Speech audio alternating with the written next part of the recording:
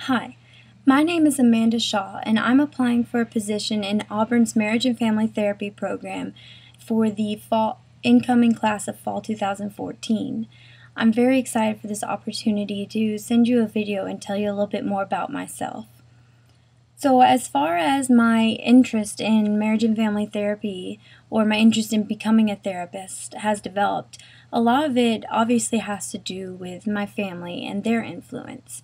In addition to the influence that my family has had on my decision to become a marriage and family therapist, the relationships I've shared with good friends and even people that I've met in the context of volunteering have determined where I want to be and have built this desire within me to become a marriage and family therapist. My parents got married when they were very young and are actually still together now. I have two little brothers, one that's 20 and one that's 5. I'm really close with my family. I know that a lot of people don't share that close relationship that I have with my family, and I've seen how it makes them suffer. I've also seen a lot of the benefits that a close and healthy family relationship can have on an individual, while also witnessing the contrasting views of how a broken relationship or unhealthy dynamics can really harm an individual's well-being. My interest in psychology began when my best friend in high school became addicted to heroin. She moved back in with her mother, who was a heroin addict, and from then she started using on a regular basis. It wasn't until she became pregnant unexpectedly that she began to seek help and entered into recovery.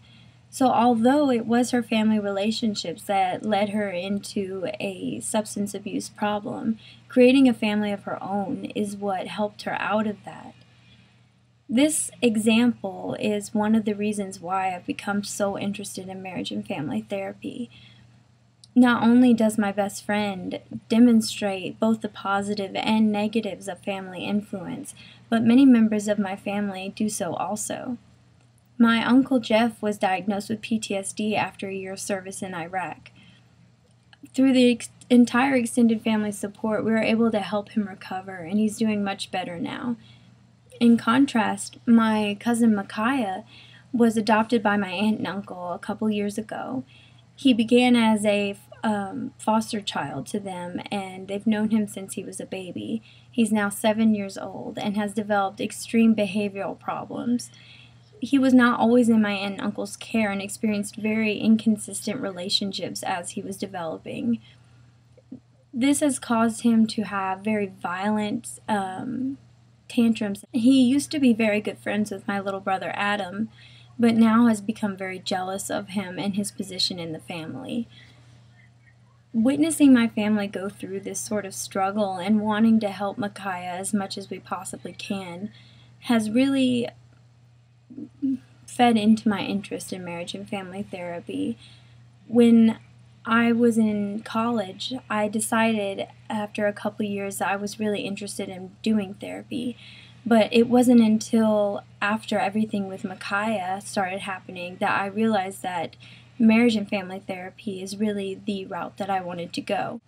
Another experience that aided my interest in therapy was volunteering at the Nashville Rescue Mission and realizing at that time that there are no shelters for whole families to go, despite the fact that families are one of the largest percentages of the homeless population.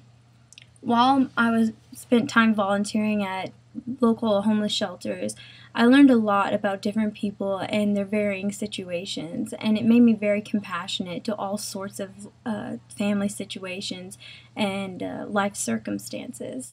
Once I decided that I was interested in doing counseling, I started doing research on all the different sorts of therapy, and marriage and family therapy quickly became my favorite. It was hard for me to understand why other types of therapy didn't try harder to incorporate the family and their relationships in the diagnosis and treatment process. Most psychologists would agree that the family has a very important role in development, and I view that the relationships that we build and the way that we understand how to fix them and interact with them is probably one of the most important aspects of our lives and in recovering from any sort of trauma or issue. If you can't develop or fix broken relationships, then it's really hard to fix yourself mentally. All of these experiences, I think, play a role in helping me in my future role as a marriage and family therapist. My family has taught me how important family support is, while the situations with my friends and with Micaiah has taught me how dangerous unsupportive or broken family relationships can be. Another thing that my family has taught me, along with my time at the National Rescue Mission, is the importance of culture in understanding a person and their problems, or understanding the way that a family communicates and relates to one another. My uncle married a woman from the Philippines, and they have 5 children and are living over there now.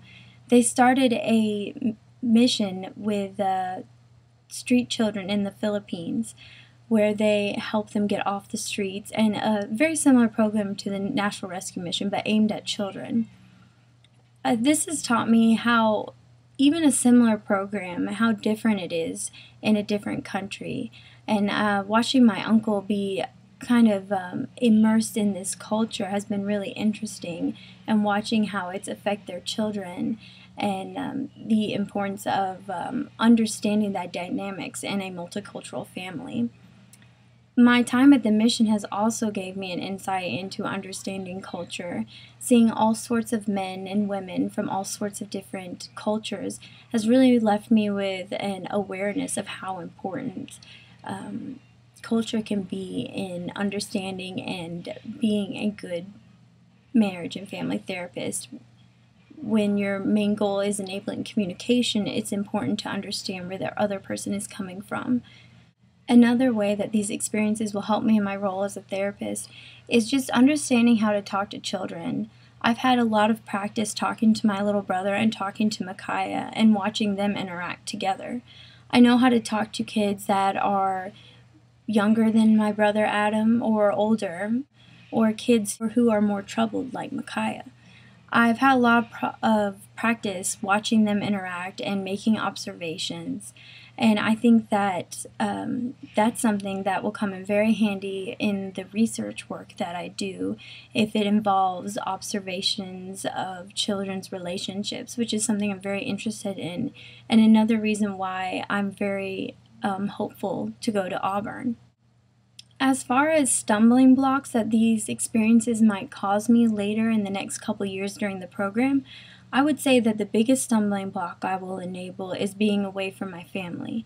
I went to my undergraduate degree was obtained 2 hours away from my family, and although 6 hours away is very different from 2 hours away, I know that I can do it, and I know it'll be hard, but I also feel as though even though my family will be one of the hardest aspects of going to school, I think it will be one of the things that makes me stronger as a marriage and family therapist, understanding how important these healthy relationships really are. Another stumbling block I might encounter is if I were given a situation similar to Micaiah's to help a family, if I were unable to help the child like all of Micaiah's therapists have been unable to do, that would be really hard for me emotionally since the issue is so close to me personally. Although I do think it would be very hard for me to not be able to help, I do think that because of my past, I am better suited to helping individuals like that because I know how hard it is for the family, and I know what kind of struggles that they endure because of this behavioral problem that their child is experiencing. I think that I could bring many strengths to the program at Auburn. As I mentioned, my family is a main strength that I have, but also the fact that I'm a very hard worker. My last 2 years of undergraduate, I spent working and going to school full time. For about a year, I had 2 jobs working 40 hours a week with a full-time school schedule and maintained straight A's. Although my grades the first 2 years of my undergraduate career weren't as good as my last 2 years. Once I decided that I was very interested in becoming a counselor and then later a marriage and family therapist, I started working much harder and my grades improved drastically. I was able to maintain great grades during my last 2 years of college regardless of my work schedule, as long as achieving really good grades on the GRE. This brings me to my final point of how I would be a benefit to the program. I was diagnosed with ADD when I was 6 years old. I never thought I would get to this point in my education, which is part of the reason I was so surprised by how well I did my last 2 years of college regardless of my crazy schedule. I think that this would be an asset to the program because regardless of my learning disorder, I've graduated college and I never thought that I would be able to be here, but I am.